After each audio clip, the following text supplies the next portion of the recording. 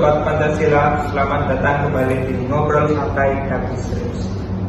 Hari ini kita akan ngobrol topik yang sangat relevan di negara kita, yaitu korupsi. Tapi kali ini kita bahas dari sisi yang mungkin jarang kita bahas, yaitu bagaimana nilai Pancasila bisa jadi pedoman kita melawan korupsi dan membangun partisipasi politik yang sehat.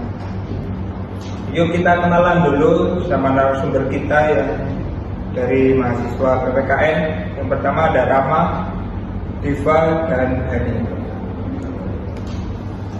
Yang pertama adalah apa sih yang dimaksud dari korupsi itu sendiri menurut kalian? Oke, kalau menurut saya itu korupsi itu adalah penyalahgunaan kekuasaan ya untuk keuntungan pribadi atau kelompok, di mana bentuknya itu bisa bermacam-macam seperti suap, penggelapan dana, dan nepotisme. Ini jelas bertentangan dengan sila pertama karena nilai-nilai agama mengajarkan kejujuran dan integritas. Ya, saya setuju. Dan jangan lupa, korupsi juga mencederai sila kedua, kemanusiaan yang adil dan beradab. Karena korupsi bikin masyarakat yang seharusnya menerima manfaat malah menjadi korban.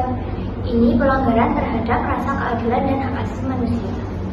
Dari sisi media juga, kami melihat pola dari berulang, yaitu proyek pemerintah dikorupsi dan ujung-ujungnya rakyat yang dirugikan. Jalan rusak, sekolah nggak layak, layanan publik mengecewakan. Ini semua menggerus nilai-nilai keadilan sosial dan kepercayaan rakyat terhadap negara. Wah, dampaknya yang ditimbulkan oleh korupsi itu nyata sekali ya. Tapi kenapa sih korupsi itu bisa sedemikian merusak? Oke, korupsi itu memperlebar kesenjangan sosial. Uang yang seharusnya buat kesehatan atau pendidikan malah masuk ke kantong pribadi, yang mana ini jelas melanggar sila kelima, yaitu keadilan sosial bagi seluruh rakyat Indonesia. Selain itu, korupsi juga merusak tatanan demokrasi. Kalau jabatan bisa dibeli, kemana nasib rakyat? Ini jelas bertentangan dengan sila keempat, kerakyatan yang dipimpin oleh hikmat kebijaksanaan. Demokrasi butuh kejujuran dan bukan tragis. Bantuan yang seharusnya menyelamatkan masyarakat malah dipotong oleh pejabat.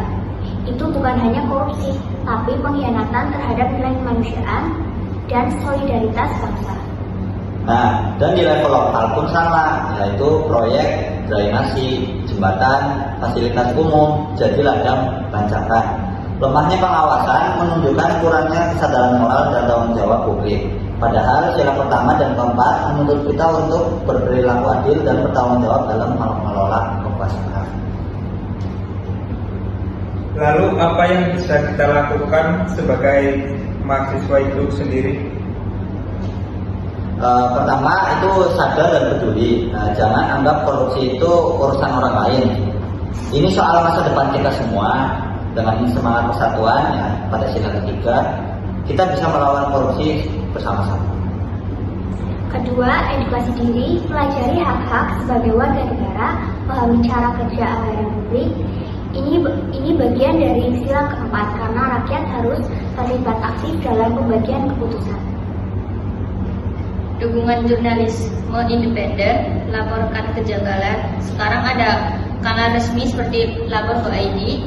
Itu adalah bagian dari pengawasan warga, bentuk partisipatif aktif dan tanggung jawab moral sesuai sila pertama dan kelima. Nah, luar biasa ya obrolan kita hari ini.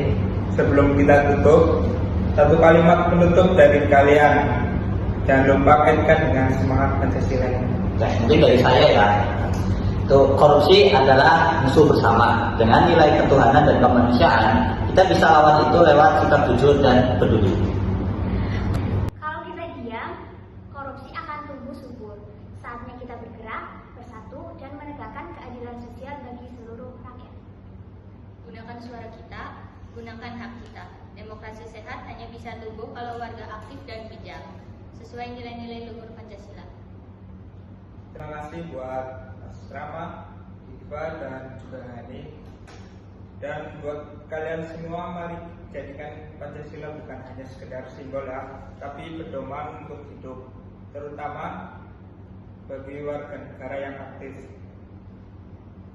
kritis, dan peduli. Dan untuk para koruptor di luar sana, kalian bukan hanya bejat secara moral, tapi juga bodoh secara intelektual. Jangan lupa like, comment, and subscribe. Terima kasih. Ya.